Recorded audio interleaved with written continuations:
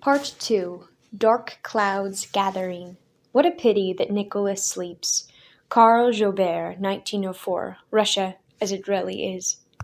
Chapter 4. The Year of Nightmares, 1905. Bloody Sunday. By 1905, the working class had begun envisioning a better life, and these visions began with books.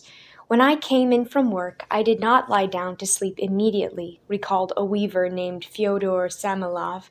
Instead, I picked up a book, lit a candle that I had bought with my own savings, and read until I could no longer keep my eyelids from closing. He wasn't alone. The speed with which factory workers learned to read was little short of astonishing, noted one historian. By 1905, 6 out of every 10 laborers in Moscow were literate, an increase of 20% in less than 10 years. And in St. Petersburg, the number of working men and women who could read was 3 times greater than in the rest of Russia. Now the factory worker in St. Petersburg who could not read was the exception. The opposite was still true back in his peasant village. These readers had almost no access to political writings. Censorship laws made such literature illegal, and newspapers faced stiff fines and forced closings if they included material considered offensive by the government. The result was that they steered clear of such writing. As for books, only those deemed appropriate by the Tsar's censors were allowed on library shelves. I read Jules Verne and James Fenimore Cooper, and was captivated by their descriptions of journeys and discoveries, said Weaver Semilov. Over a period of 5 to 6 years, I read through the most diverse assortment of books imaginable, but I never encountered one that could have awakened my class consciousness. Even so, he added, books taught me how to think. These literate workers were now able to picture a government more responsive to their needs. They had caught sight of a new life, recalled factory worker Semen Balashov, one very different from our life of servitude. In January 1905, he joined 10,000 other men, women, and children who had abandoned their jobs. Taking to the streets, they refused to return to work until their demands were met. What did they want? A living wage, an 8-hour workday, affordable housing, and public education. An energetic young priest named Father George Gapon led them. Gapon had devised a new and dramatic way of drawing attention to the workers' demands. He would march them directly to the Tsar and present him with a petition that began, "We, the workers and inhabitants of St. Petersburg, our wives, our children, and our aged, helpless parents, come to thee, O Sire, to seek justice and protection. We are impoverished, we are oppressed, overburdened with excessive toil, contemptuously treated. We are suffocating in despotism and lawlessness. O Sire, we have no strength left, and our endurance is at an end. We have reached the frightful moment when death is better than the prolongation of our unbearable suffering. We beseech thy help."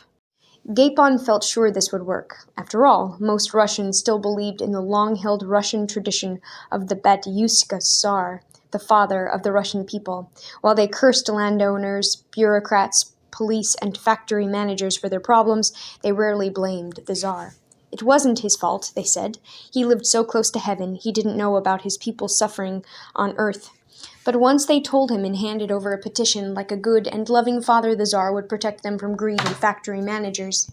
He would help them win decent working and living conditions. Gapon saw himself at the head of a mass march to St. Petersburg's Winter Palace, where the Tsar, stepping out onto the balcony, would receive their request with loving benevolence. On Saturday, January 21st, Gapon informed government officials about the march taking place the next day. He begged for the Tsar to receive their petition at 2 o'clock in the afternoon. He didn't know that Nicholas was 15 miles away at Tsarskoye Selo, or that the only people waiting for the marchers would be the soldiers.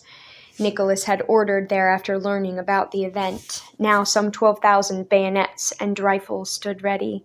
The next morning, as snow swirled across the frozen rivers, workers organized themselves into processions. It was Gapon's plan for them to march along different streets, meeting at the Winter Palace Square.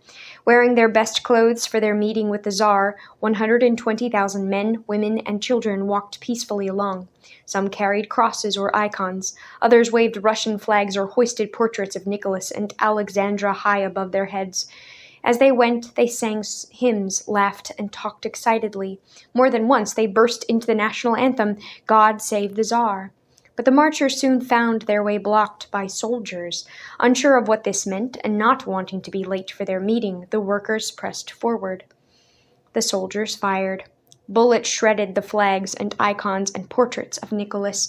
Bodies fell to the snow-covered ground. "The Tsar will not help us," cried one of the stunned workers. "And so we have no Tsar," added another darkly. When the shooting stopped, between 150 and 200 men, women, and children lay dead. Between 450 and 800 were wounded, and the traditional ideal of the Tsar as the people's loving father was destroyed. No longer would Nicholas be held blameless for their troubles. Now he was a blood-stained creature and a common murderer. The day itself became known as Bloody Sunday. "Remember, son," said one father after the shooting had stopped. "Remember and swear to repay the Tsar. You saw how much blood he spilled. Did you see? Then swear, son, swear." While his soldiers fired on St. Petersburg's citizens, Nicholas breakfasted with close friends and family in the semicircular hall of the Alexander Palace, as he did every Sunday morning, then attended services in the chapel. Afterward, he pulled the children around the park in their toboggan before settling down beside the fireplace in Alexander's drawing room with a glass of tea. It wasn't until early evening that his pleasant routine was interrupted by reports of the massacre. He was shocked. "Lord, how painful and sad this is," he wrote later that night. But he did not blame himself. Nicholas insisted that his troops had been forced to shoot. What else could they do in the face of mob action? The workers, Nicholas asserted, should beg his forgiveness. Alexander, too, maintained it was all the workers' fault. Yes, the troops, alas, were obliged to fire. Had a small deputation brought calmly a real petition for the workmen's good, all would have been otherwise. A handful of Nicholas's advisers disagreed. They begged him to consider measures that would improve workers' lives. "I do not want to die without having told you what great evil you will bring to yourself and to the millions if you continue on your present course," Count Leo Tolstoy warned in a letter. Tolstoy, a great writer who had enjoyed wealth, success, and fame, wondered how Nicholas, a free man not lacking for anything and a reasonable and good man, could allow such misery to continue. He concluded that it was all the fault of their form of government. "Autocracy no longer answers the needs of the Russian people," he asserted. "Give the masses the opportunity to express their desires and demands, improve men's lives, and prevent a revolution." But Nicholas buried his head in the sand. "There are no labor problems in the city," he insisted, "no unrest in the countryside." Instead, he believed Russia was on the road to great progress that would, in the end, trickle down to everyone. Hadn't the imperial government, using money collected from Nicholas's subjects, built railroads that stretched across Russia? And hadn't mills, factories, and foundries sprung up all over the country? With such great changes, there were bound to be a few disruptions, but Nicholas firmly believed all would be well. Fool's paradise. Over the next few months, violence spread across Russia as people reacted to Bloody Sunday. "It makes me sick to read the news," said Nicholas. "Strikes in schools and factories, murdered policemen, riots." It was the beginning of what his mother called the Year of Nightmares. And yet, he took almost no action to end the unrest. Instead, he remained isolated with his family at Tsarskoye Selo. In August, he took them for a 2-week cruise on the Baltic Sea. Anchoring off the coasts of various Finnish islands, Nicholas and his daughters, Alexei was still too little to hike with them, explored the beaches and woods. Returning to the ship hours later, the children emptied their pockets of the treasures they'd brought back for their mother: shiny rocks, bits of shell, wildflowers. There was a reason to celebrate, too. "Baby Tsar has a new tooth," Alexandra exuberantly reported. Meanwhile, the country had suffered through 1,600 strikes since Bloody Sunday. Involving almost 1 million people, these labor walkouts surged and ebbed as workers joined them, then returned to their jobs, then struck again. But then on October 3rd, there was a walkout by Moscow's printers for better pay and working conditions. By mid-October, the printers in St. Petersburg and other cities went on strike too. Then the railway workers joined the strike, bringing the country's entire train system to a grinding halt. Millions of other workers followed suit. Factory workers, school teachers, postal workers, telegraph operators all walked off their jobs, as did doctors, lawyers, bankers, even the ballerinas of St. Petersburg's Imperial Mariinsky Theater. Cities ground to a standstill. There were no newspapers or tram cars, and there was no electricity at night. Factories closed, trains sat unmoving on the tracks, and fuel and food began to grow scarce. Day and night, mobs marched through the streets, waving red flags, a traditional revolutionary symbol, and threatening to destroy any business that did not shut its doors. No longer were people striking just for better wages and living conditions. The events of Bloody Sunday had shown them that they needed a voice in how their country was run. Only then could they hope to better themselves in society, and so they also demanded a legislature, a Duma, whose members they would elect. This last demand was largely due to an organization called the St. Petersburg Soviet. Soviet means council in Russian. Begun in early 1905 by a handful of workers from several of the city's factories, the Soviet's purpose was to organize and coordinate all the strike actions happening across the city. Members urged workers to act with discipline and with common goals in mind, like the Duma the people wanted to establish.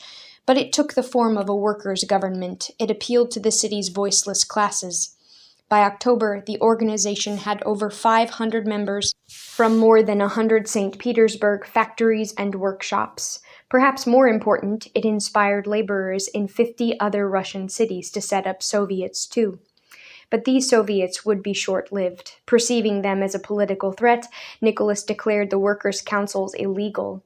He had their leaders arrested and their meetings suppressed. As quickly as the Soviets had sprung up, they disappeared. Despite the chaos in the city, Nicholas continued on as if nothing had happened. The tragic aspect of the situation, one courtier wrote in his diary on October 14th, is that the Tsar is living in an utter fool's paradise, thinking that he is as strong and all-powerful as before. Choices.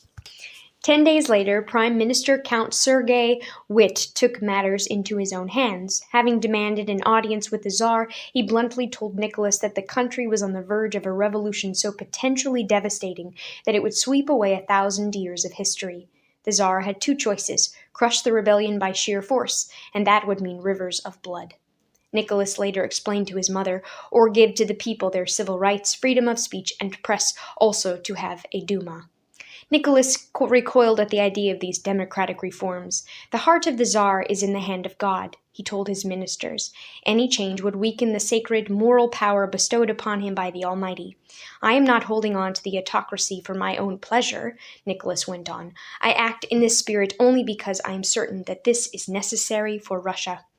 Besides, it wasn't wretched living conditions that had caused the country's problem, claimed Nicholas. It was the fact that the people had turned against the autocracy and their holy Tsar. We have sinned, and God is punishing us, he said. Therefore, strikes and protests were not a sign that the country needed democratic reform.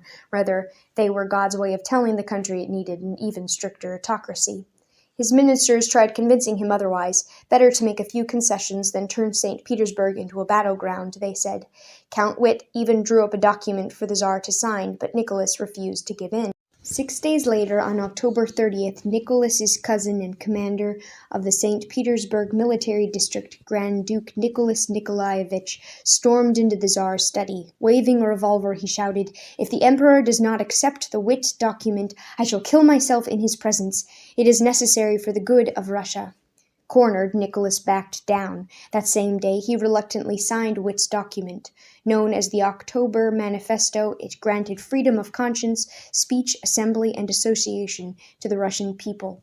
But most important, it promised a Duma that would allow even the lower classes of Russians to have a say in how the country was run.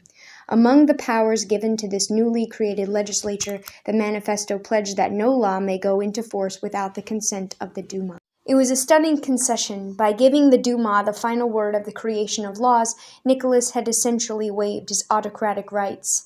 No longer would one man, the Tsar, make all the laws affecting citizens' lives. Now a group of men, elected by the people, would decide what was best for them. People have laid down their lives for the faith, Tsar, and country, and this is how Russia was created, fumed one nobleman. But who is going to lay down his life for the state Duma? Most of Nicholas's subjects, however, greeted the manifesto joyfully. Calling off the strike, they cheered and sang. Speakers appeared on street corners, testing their new freedom of speech. People imagined a new Russia, a free Russia, a Russia that included them. Said one citizen, the country buzzed like a huge garden full of bees on a hot summer's day.